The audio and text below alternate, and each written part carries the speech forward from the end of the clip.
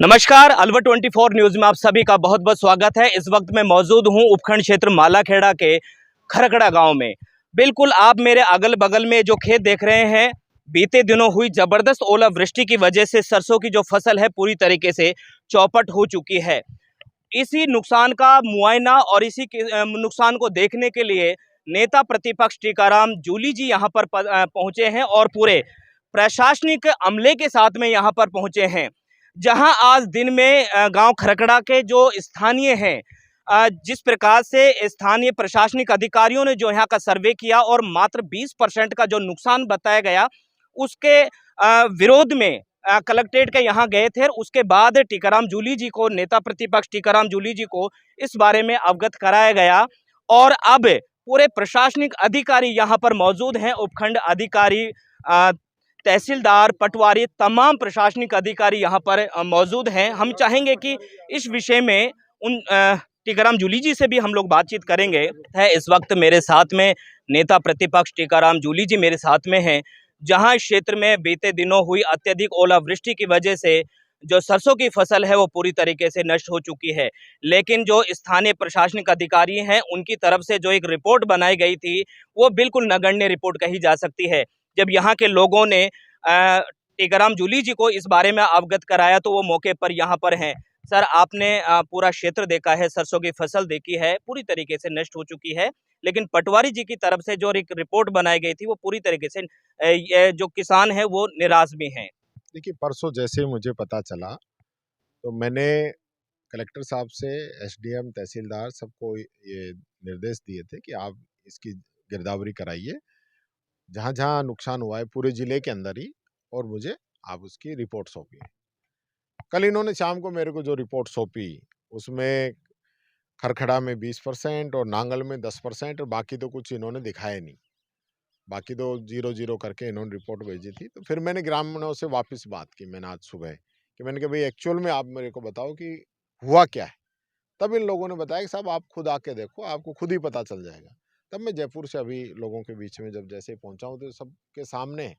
तो इस प्रकार की लापरवाही ये सरकार कर रही है, तो ये सिर्फ अलवर ग्रामीण ही नहीं है, अलवर ग्रामीण, अलवर जिला, बल्कि पूरे प्रदेश, झुंझुनू सीकर में भी कई जगह ओलावृष्टि हुई है। किसान की पूरी साल की ये सबसे मुख्य फसल होती है, इसी पे उसका जीवन यापन होता है। तो इस ओर सरकार का ध्यान ही नहीं है, जबकि मुख्यमंत्री निर्देश देते हैं जब भी कभी ऐसी हालत होती है तो मुख्यमंत्री तुरंत निर्देश देते हैं कि भाई तुरंत रिपोर्ट आप बना के भेजें। सर, बात अगला सवाल यह है कि जिस अधिकारी ने यहाँ की जो रिपोर्ट, वो जो गलत तरीके से रिपोर्ट पेश की है और किसानों के हकों को मारने का जो काम किया है, क्या उस अधिकारी पर कोई कार्रवाई होगी? कार्रवाई होगी। कार्रवाई करने के लिए अभी मैंने एसडीएम साहब से कहा है, बाकी मैं बात करूंगा ऊपर। कार्रवाई 100% होगी। ये तो किसानों का खून पटवारी सोखने वाली बात पटवारी है। सर, पटवारी जी के साथ में यहाँ उपखंड अधिकारी को भी आना चाहिए, क्योंकि ये किसानों का मामला है और बड़े भूभाग पर ये बड़ा नुकसान भी हुआ है। एक बड़े अधिकारी और उपखंड का अधिकारी होने के नाते उनकी भी एक जिम्मेदारी बनती है कि वो एक बार व्यक्तिगत तौर से। बनती है, उनको अपनी जिम्मेदारी निभानी चाहिए। यही बात मैं कर रहा था, और इस पे पूरी कार्रवाई होगी। जो जो दोषी हैं उन सब पे कार्रवाई होगी। एक सवाल और सर, आखिरी की राजस्थान में 9 जिले सरकार के द्वारा निरस्त कर दिए गए हैं, मैं घटा कल दिए बता गए हैं। दिया था मैंने, जी। ये बहुत ही एक जो है किसान, मजदूर, गरीब, आम जनता के हित का फैसला था कि आज मान लो हमारी मालाखेड़ा तहसील बनी,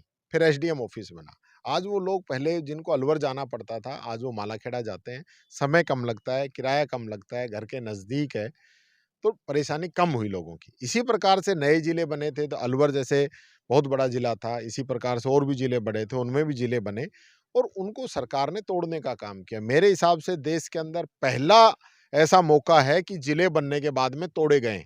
इनके घर से कुछ नहीं जा रहा था, जनता को सहूलियत हो रही थी, युवाओं को रोज़गार मिल रहा था। नए पद क्रिएट होते, कलेक्टर नया बैठता, एसपी नया बैठता, डिस्ट्रिक्ट लेवल के सभी अधिकारी नए बैठते, उनका स्टाफ नया बैठता, कितने युवाओं को रोज़गार मिलता, कितनी पदों के अंदर भर्ती होती। तो लेकिन इनको तो ये चीज़ें चाहिए ही नहीं। इसलिए जिलों को तोड़ के सिर्फ़ इसलिए कि भई कांग्रेस का निर्णय था। कांग्रेस के तो बहुत निर्णय हैं, कांग्रेस ने इस देश को आज़ादी दिलाने का भी काम किया था।